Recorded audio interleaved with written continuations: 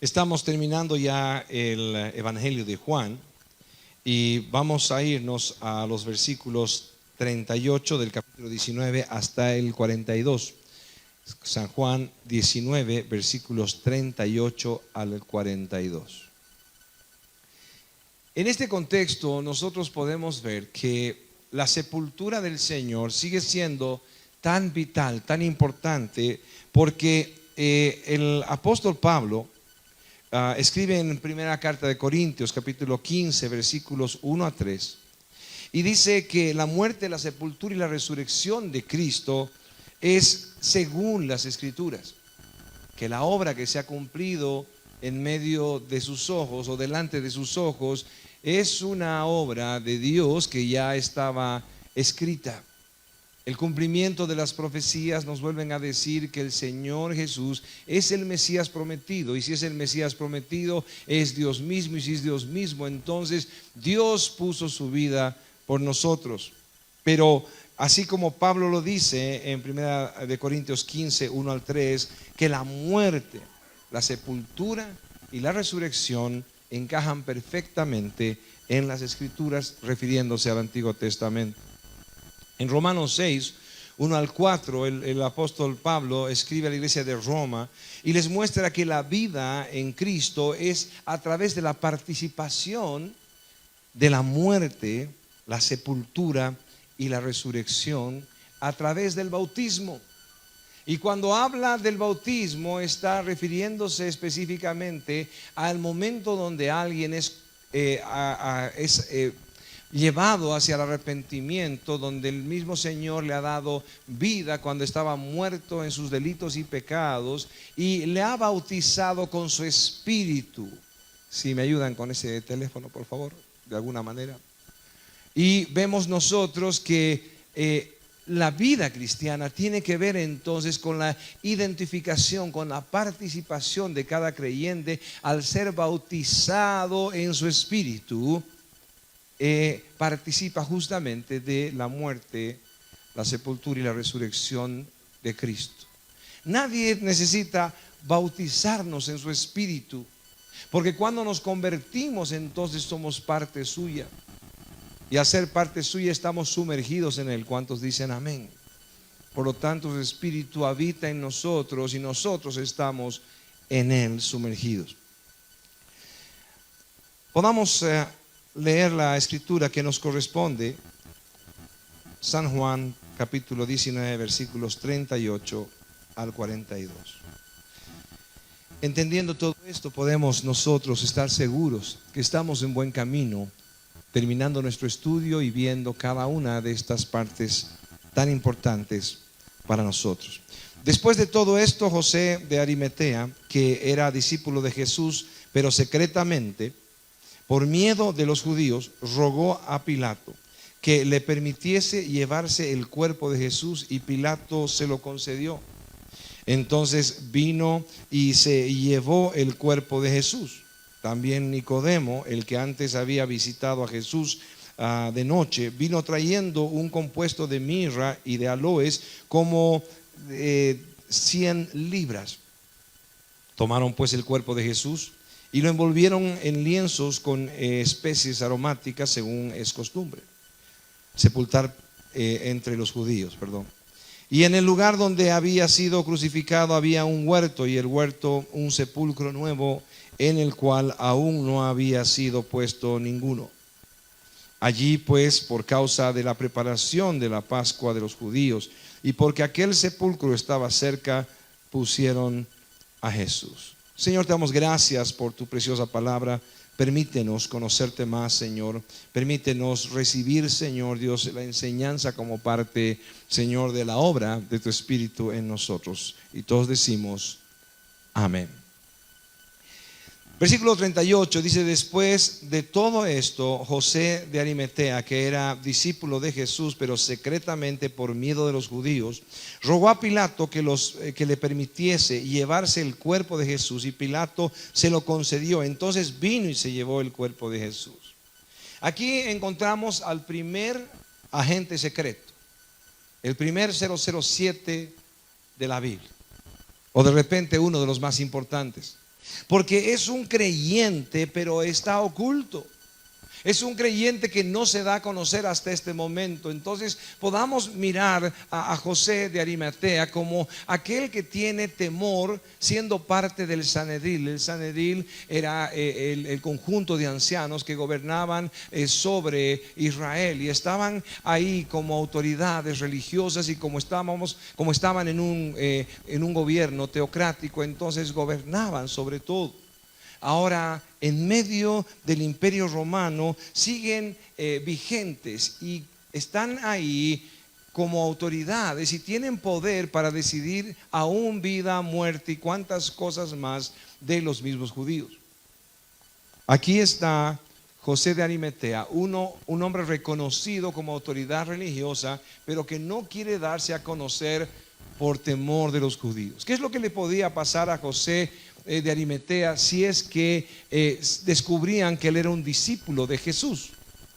Él podía seguir las mismas pisadas del maestro. Por lo tanto, podría ser arrestado, aún crucificado. Por una cosa más suave podría pasarle, que hubiera sido simplemente apartado de la comunidad judía. Y si es apartado de la comunidad judía, imagínense lo siguiente: él no puede ni siquiera trabajar, no puede hacer sus negocios, no puede aún prosperar como era un hombre próspero y seguir prosperando, sino podría serle aún quitado todo lo que tenía.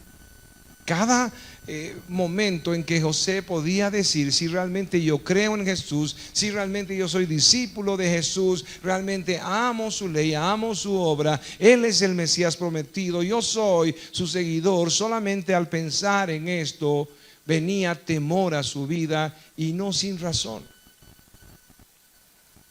El problema para muchos de nosotros es que podemos quedar por muchos años de esta manera.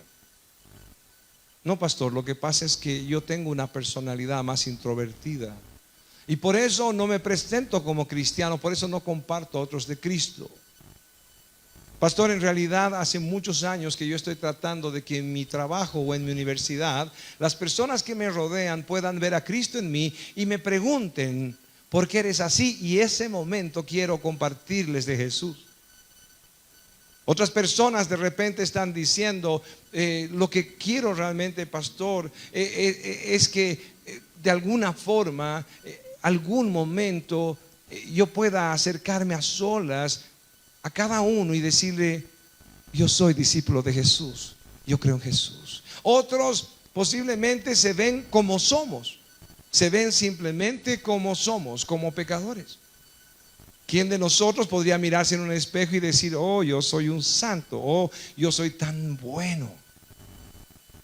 A pesar de que hay personas que, siendo cristianos, están creyendo que son buenas y que son mejores que los de afuera, y están pecando de esa manera porque están ofendiendo al Señor, que sabe quiénes son. Ninguno de nosotros podría verse en un espejo y decirse que es mejor que el otro. Así todo, hay personas que, viendo su maldad, su perversidad, su pecado, no quieren presentarse como cristianos, porque dicen: el día que realmente cambie mi vida, el día que realmente yo sea bueno, entonces voy a predicar de Cristo, entonces voy a compartir a otros de Jesús, entonces voy a decir claramente que soy cristiano.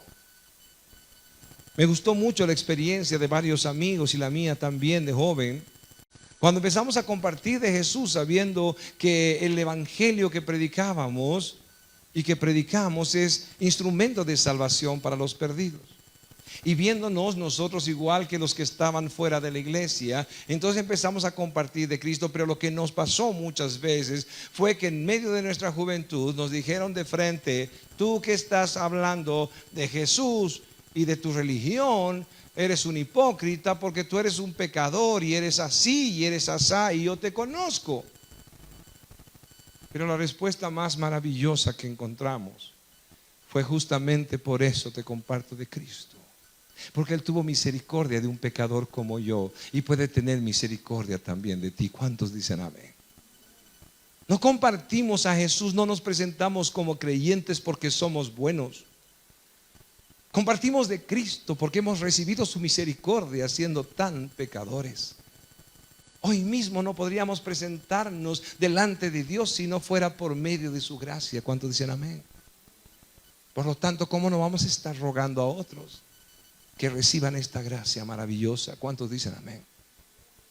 Que no seas tú como aquel José de Arimatea que estaba viviendo tanto tiempo como agente secreto por temor.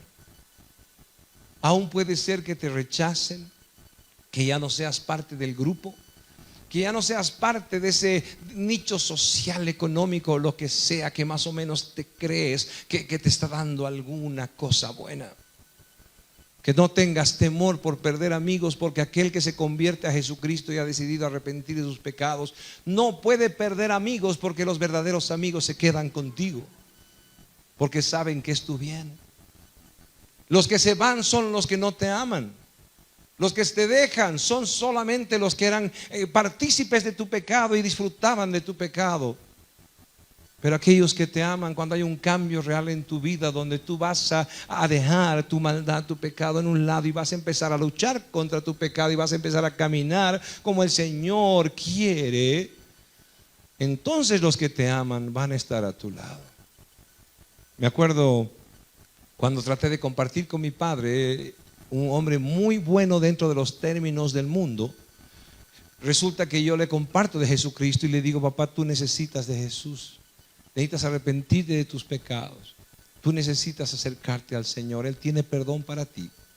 Y mi padre me miró y me dijo: realmente, hijo, estás haciendo bien, porque es todo lo que tú necesitas. Él seguía viéndose bueno y sabía qué tan malo yo era. Él sabía qué tan perverso era y cómo había sido mi vida en la juventud. Y mi padre estaba seguro que todo lo que yo estaba diciendo era verdad. Un pecador como yo necesitaba arrepentirse, pero no alguien bueno como él. Dios quiera que con los años, antes de morir, todo lo que hemos compartido hubiera llegado a su ser y hoy día esté con el Señor. Pero necesitamos nosotros salir del anonimato y empezar a ser conocido a Jesucristo, porque alrededor de nosotros hay mucha gente que está bajo la ira de Dios y no lo sabe, que está camino al infierno y no lo sabe. Y lo peor es que no sabe que el Señor tiene misericordia con un vil pecador como tú y como yo, y que su gracia está extendida. ¿Cuántos dicen amén?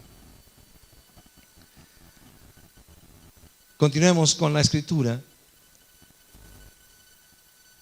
Después de todo esto, vuelvo a leer desde el 38, después de todo esto, José de Arimatea, que era discípulo de Jesús, pero secretamente por miedo de los judíos, rogó a Pilato que le permitiese llevarse el cuerpo de Jesús, y Pilato se lo concedió. Entonces vino y se lo llevó. Ahora, aquí viene el salir del anonimato de José de Arimatea. Aquí viene la escena de valor que cualquiera podría decir: qué maravilloso. Este hombre cobarde, así como Pedro negando a Cristo una y otra vez, ahora está frente al gobernador, aquel que estaba hasta aquí de los judíos. Un predicador hacía un resumen de esto y decía: imaginémonos por un momento, de alguna forma está ahí Pilato frente a los judíos, y los judíos le están diciendo: tienes que castigar a Jesús, tienes que crucificarle, tienes que hacer esto, porque si no, no eres amigo de César. Y él está ahí temblando, y de repente los mensajes de su mujer le están llegando y le están diciendo: ten cuidado de meterte con este hombre, yo he tenido sueños de él. Y está en medio de eso. Y ahora, del mismo grupo que estaban realmente quitándole toda su tranquilidad, aparece uno de ellos, José de Arimatea, uno de los que había estado ahí, aun que él mismo dijo claramente que no estaba de acuerdo con la muerte de Jesús en el Sanedrín. A pesar de todo eso, ahora está frente al gobernador y le está diciendo: ¿me puedes hacer un favor? Nada raro hubiera sido que en ese momento hubiera dicho: estoy harto de ustedes, a este más crucifíquenlo, a este más sáquenlo de aquí y mátenlo. Su valor fue tan grande porque él decidió salir frente a esta escena y decir: aquí estoy, y mi Cristo el Salvador va a tener una sepultura decente. Los romanos dejaban crucificados a aquellos que mataban cruelmente, de pueblos que ellos conquistaban, y los dejaban crucificados por días. Y ellos iban padeciendo, iban muriendo poco a poco, y aún como habían jaurías de perros salvajes, y ellos estaban amarrados al madero, eran comidos vivos, y aún sus ojos eran sacados, como hemos visto, por cuervos y otras aves de este tipo, para que la gente al pasar vea al crucificado y diga: no voy a levantarme contra el imperio. Ese podía ser el fin de Cristo. Ahora, para que sea cumplido todo esto, José de Arimatea, movido por el mismo Cristo, por el mismo Dios, que no está muerto ni sepultado, está vivo y sigue vivo a pesar de que el cuerpo necesita sepultura, es tan valiente como para pararse delante del gobernador y pedirle un favor. Yo creo que tú y yo necesitamos eso. Cada uno de nosotros, el valor suficiente. No que podamos seguir nosotros como aquellos que siguen luchando por su autoestima, que quieren tratar de ser un poquito más hermosos, que quieren tratar de ser un poquito más aceptados, y están tan desesperados por eso que no van a hacer nada para que la gente no les diga que están mal, que de alguna manera sigan recibiendo aprobación de todos, sino que van a creer en Jesús y van a decir: Señor, aquí estoy, y que todo el mundo lo sepa. Porque si me rechazan cuando yo estoy convertido a ti, no me rechazan a mí, sino te rechazan a ti. ¿Cuántos dicen amén?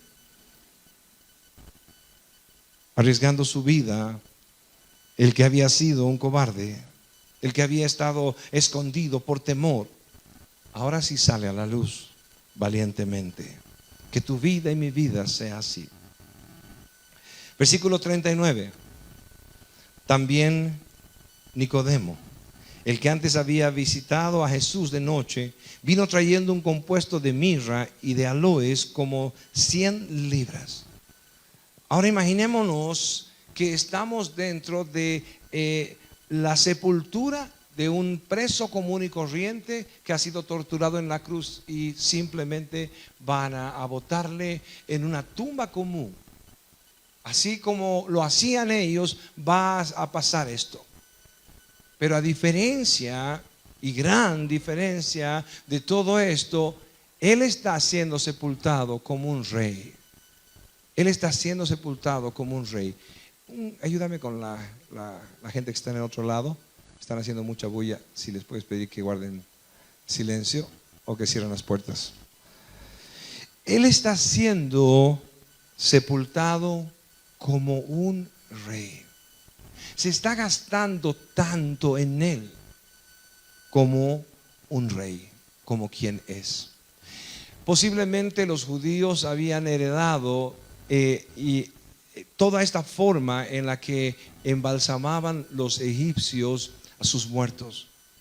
Y en medio de la mirra y en medio de todos estos aromas y estos perfumes, podían tomar a Jesús dedo por dedo y empezar a poner todo esto y empezar a dar vueltas alrededor de esto. Después de terminar de un dedo, pasaban al otro, luego a la mano, y luego iban cubriendo todo el cuerpo. Así como podemos haber visto la imagen de una momia en la historia, podríamos imaginarnos que Jesús estaba siendo cuidadosamente sepultado de esta manera.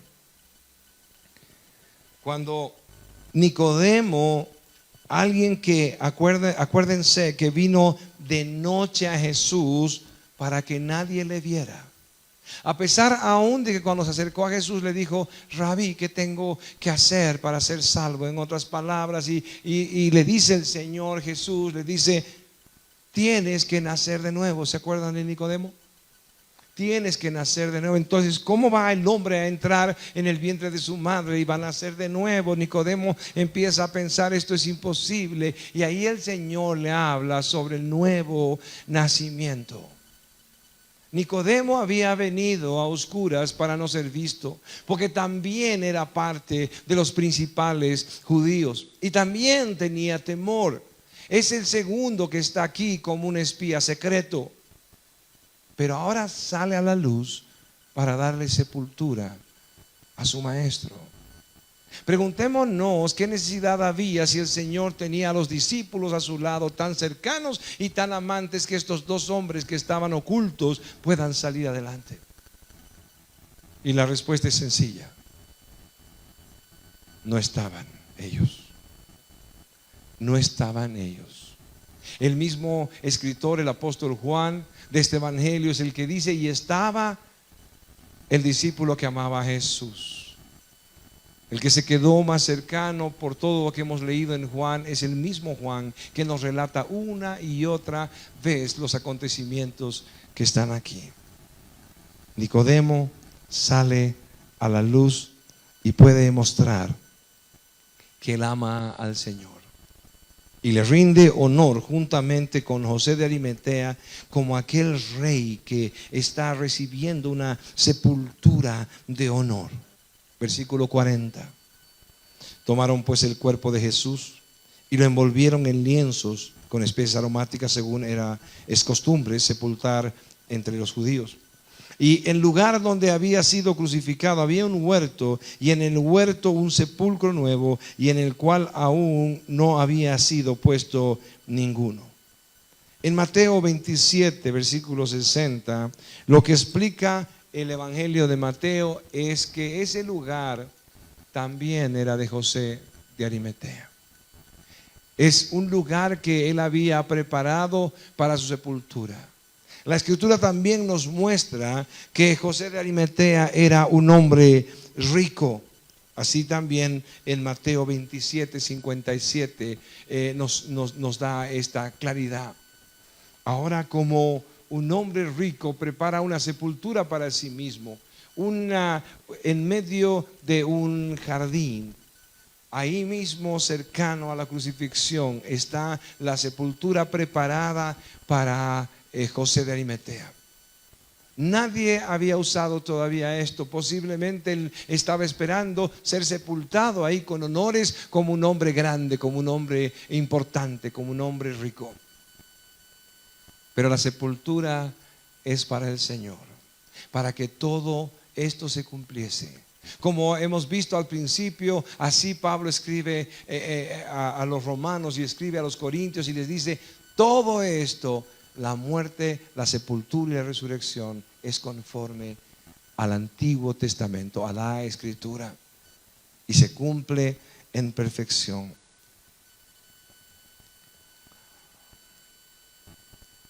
Cuando vemos nosotros todo esto, tanto esfuerzo, tanto dinero, todo lo que ellos pueden entregar, de repente de las mejores cosas que ellos tienen, nos damos cuenta que la conversión para el creyente es entregarse entero al Señor. Es entregarse entero al Señor. El domingo pasado, cuando estaba predicando Stanley, yo estaba preocupado ahí sentado porque decía: esto no tenía permiso el pastor de predicar. Pero como cuando invitamos a alguien, le digo: tú predica lo que el Señor te guíe. Entonces no podía ni siquiera hacer nada al respecto. Pero él decía la verdad. Si estamos nosotros diciendo que tenemos una sana doctrina y que nos hemos convertido en una sana doctrina, que no estamos ni pactando con Dios con dinero, ni tampoco estamos creyendo en el apóstol, la pastora y cosas por el estilo inventadas con los años para no sé qué, también deberíamos convertirnos integralmente, y todo lo nuestro debería ser para Dios. Y deberíamos decirle al Señor: Señor, ¿en qué te he fallado? Y aquí estoy para entregarte aún más. No solamente para que el pastor vea mejor, no solamente para que la iglesia tenga mejores bancas o tenga un mejor lugar, sino para honrar al Señor en su obra y que la obra pueda continuar conforme a lo que el Señor ha dado. Y el Señor ha dicho. ¿Cuántos dicen amén? Tomaron, versículo 40, Tomaron pues el cuerpo de Jesús y lo envolvieron en lienzos con especies aromáticas, según es costumbre sepultar entre los judíos. Versículo 41. Y en el lugar donde había sido crucificado había un huerto, y el huerto un sepulcro nuevo, en el cual aún no había sido puesto ninguno. Versículo 42 para terminar. Allí pues, por causa de la preparación de la Pascua de los judíos, y porque aquel sepulcro estaba cerca, pusieron a Jesús. Los paralelos en Mateo nos muestran que ahí estaba María, y estaba María Magdalena, y estaba también María, madre de José. Por un momento podamos nosotros meditar en cuál es nuestra historia. Si somos aquellos nosotros de los cuales todavía nadie ha escuchado de nuestras bocas de Jesús. Con cualquier sea el pretexto, con cualquier sea la historia nuestra de que no compartimos de Jesús. Jesús necesita ser predicado para poder salvar. El Señor estableció todo esto. Él es el salvador de todo. Pero en 1 Corintios 1:21 dice que pues por la locura de la predicación del evangelio, que Él convierte a los creyentes. Por lo tanto, sin predicación no hay salvación, según el mismo evangelio. Y el Señor ha tomado una iglesia en cada ciudad, en cada lugar, y aún somos parte de esa iglesia. Un instrumento que está rogando a otros que se reconcilien con Dios. Pero podemos decir nosotros que amamos a nuestra familia y no le predicamos de Jesús.